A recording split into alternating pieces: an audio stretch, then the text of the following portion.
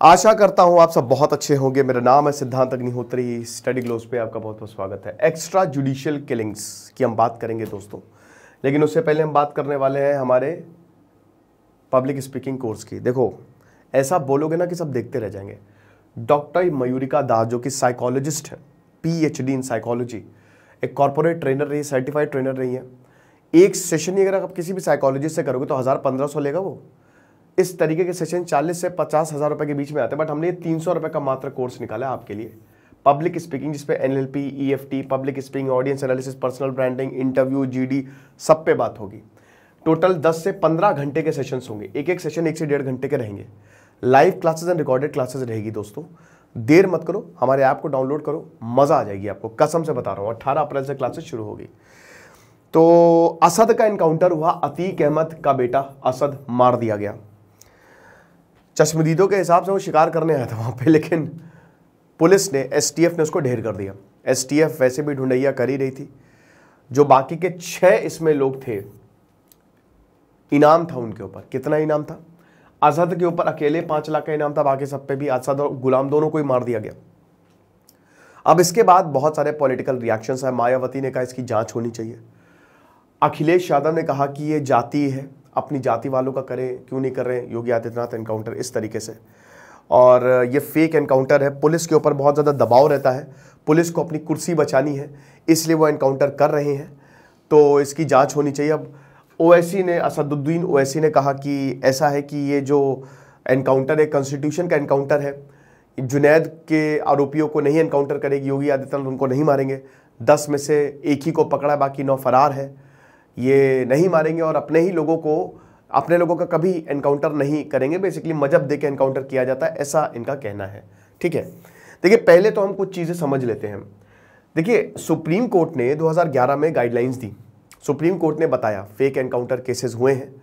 Fake encounter मतलब क्या है? कई बार ऐसे आरोप लगते हैं और ये सच भी होते हैं कि पुलिस जो है वो एनकाउंटर इसलिए कर देती है कि उसको नंबर बढ़ाने होते हैं, प्रमोशन के लिए, पद के लिए एनकाउंटर होता है। इसमें मुंबई का जो एनकाउंटर हुए, मुंबई में बहुत सारे 135 एनकाउंटर हुए थे 1997 के बाद। अब तक 56 मूवी देखिए, वो देखिएगा, उसमें बताया कि पुलिस का एनकाउंटर किस तरीके से चलता है। तो उसके बाद फिर 2014 में PUCL के दखल अंदाजी के बाद फिर गाइडलाइंस जारी की गई। अब इस गाइडलाइंस में बहुत सारे पॉइंट्स थे, ठीक है, लेकिन मेन आपको पॉइंट मैं बता देता हूँ। उसमें सबसे पहले तो यही है कि पुलिस ऐसे एनकाउंटर नहीं कर सकती। पुलिस जब भी एनकाउंटर करेगी तो पूरी जानकारी दे, FIR दर्ज हो। NHRC तो ये कहती है कि भाई तुरंत जो उनके लोग हैं उनको मुआवजा देना चाहिए। एक जांच एजेंसी बनानी चाहिए जो निष्पक्षता से जांच करे। तुरंत एनकाउंटर की जानकारी ह्यूमन राइट्स कमीशन को आपको देनी चाहिए। अगर पीड़ित को कोई दिक्कत है तो वो तुरंत कंप्लेन कर सकता है। अगर मान लीजिए कि जिसका एनकाउंटर हुआ उसके लोगों को लग रहा है कि एनकाउंटर फेक है, गलत है, बिना बात के इसको मारा गया है, तो वो कंप्लेन कर सकता है। न्यायाधीश इसकी जांच करेंगे। पुलिस की ये जो एनकाउंटर की जांच है वो CID करेगी। हथियार तुरंत ही आपको जब्त करवा देने जिससे भी एनकाउंटर हुआ। एक एक चीज का आपको लिखित रिकॉर्ड चाहिए और वो रिकॉर्ड आपको जल्द से जल्द कोर्ट को देने पड़ेंगे। समझ रहे हो? तो ये सारी गाइडलाइंस जो है ताकि फेक एनकाउंटर ना हो, इसलिए सुप्रीम कोर्ट ने दी है। अब यहां पे अखिलेश यादव और ओवैसी और मायावती और बाकी भी लोग कह रहे हैं, ठीक है, महुआ मोहित्रा कल कह रही थी कि ये पूरा फेक है, ठोकने का प्रदेश बन गया है ये, और ये फेक एनकाउंटर हुआ है। देखिए, मैं इस पे ये बोलूंगा कि हमको पहली बात इसको सेलिब्रेट तो नहीं करना चाहिए। ये जो त्वरित न्याय का प्रचलन है ना, ये सही नहीं होता है कि आपने गोली चलाई, किसी पुलिस वाले ने गोली चलाई, मर गया और हम सेलिब्रेट कर रहे हैं। इससे प्रॉब्लम क्या होती है ना, प्रॉब्लम ये होती है कि जब हमारे ऊपर आएगा ना, पुलिस को अगर आप बहुत ज़्यादा पावर देंगे तो जब ये हमारे ऊपर आता है, अभी तो आप बहुत कह रहे हैं कि मर गया, लेकिन जब आपका कोई मरेगा या आपका कोई जान जाएगी तो दिक्कत है। लेकिन यहाँ पे एक दिक्कत है। क्या दिक्कत है? देखिए, ये मेरा पर्सनल ओपिनियन है। अतीक अहमद एक माफिया है, आप समझ रहे हो, गैंगस्टर है। उसका पूरा परिवार गैंगस्टर है। गैंगस्टर्स कैसे अपना मॉडस ऑपरेंडी क्या होता है, वो काम करते हैं, वो डराएंगे आपको, वो मार देंगे। पुलिस कार्रवाई करती है, पॉलिटिकल प्रेशर आ जाता है। अतीक अहमद समझिए चांद बाबा के खिलाफ खड़ा हुआ, जब 10वीं फेल कर गया, पिताजी तांगा चलाते थे तो जुर्म की दुनिया में गया। अब आप विश्वास करेंगे कि जिस इंसान ने एनकाउंटर, जो इंसान ने जुर्म किए हैं, जेल के अंदर से अभी भी जुर्म कर रहा है, वो चुनाव लड़के बैठा है कहां, असेंबली में, और वो कानून बना रहा है, एक गैंगस्टर असेंबली में बैठ रहा है। और आज की पॉलिटिक्स में चाहे बीजेपी हो, कांग्रेस हो, चाहे सपा हो, चाहे कोई भी हो, आपको ऐसे क्रिमिनल रिकॉर्ड्स दिखेंगे, तगड़े दिखेंगे।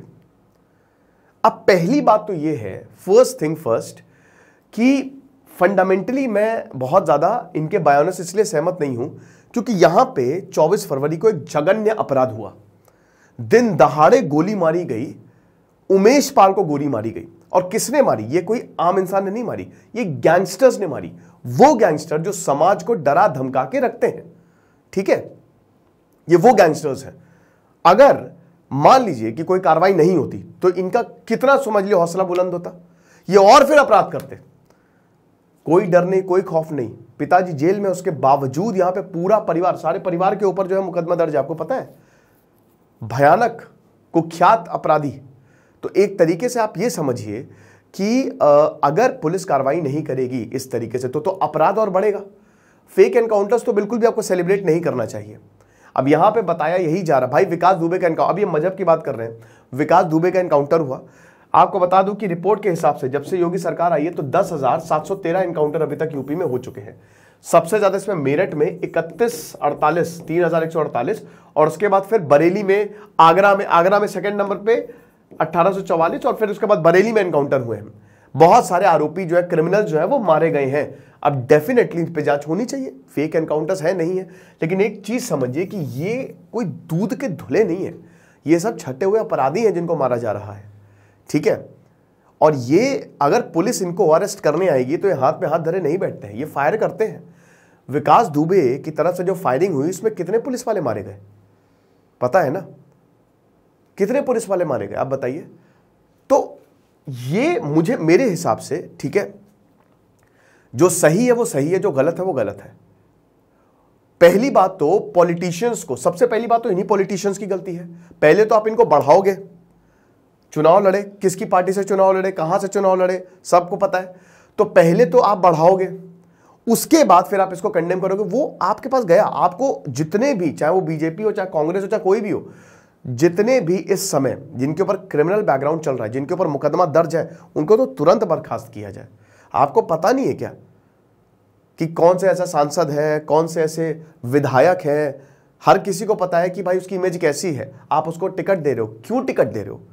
तो ये दूध का धुला जो है ना, कोई नहीं है, ये समझिए आप। और दूसरी चीज है कि इस पे मेरे ख्याल में पॉलिटिक्स नहीं होनी चाहिए। कोर्ट फैसला करता है, ये मामला जाएगा, डेफिनेटली कोर्ट में जाएगा ये, ठीक है, और वहां पे जांच होगी, उसके बाद देखेंगे, ठीक है। लेकिन बस एक ही चीज है कि ये सब अपराधी हैं, ये कोई वो नहीं है कि अभी ये सब अपराधी हैं, खतरनाक अपराधी हैं। एक मूवी देखिएगा आप, ब्राजील की है, सिटी ऑफ गॉड करके देखिएगा, बहुत भयानक मूवी है। उसमें यही दिखाया गया कि पुलिस किस तरीके से चीजों को इग्नोर करती जाती है, पॉलिटिकल प्रेशर की वजह से एक्शन नहीं होती है और वो बहुत बड़ा ड्रग लॉर्ड बन जाता है ना। बिल्कुल सही बात है, एक्स्ट्रा जुडिशियल किलिंग्स हम बनाना रिपब्लिक नहीं है कि किसी ने मारा, कल को आपके साथ हो जाए, आप क्या करोगे?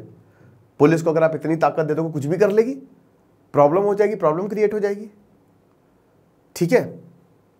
तो ये चीज है, ये मैं कहना चाहूंगा। आपको क्या लगता है आप मुझे कमेंट बॉक्स में जरूर बताइएगा। बाकी हमारे पब्लिक स्पीकिंग कोर्स को आप जरूर अवेल करें, आपको बहुत ज्यादा फायदा होगा, ठीक है। जैसे सिद्धांत अग्निहोत्री साइनिंग ऑफ।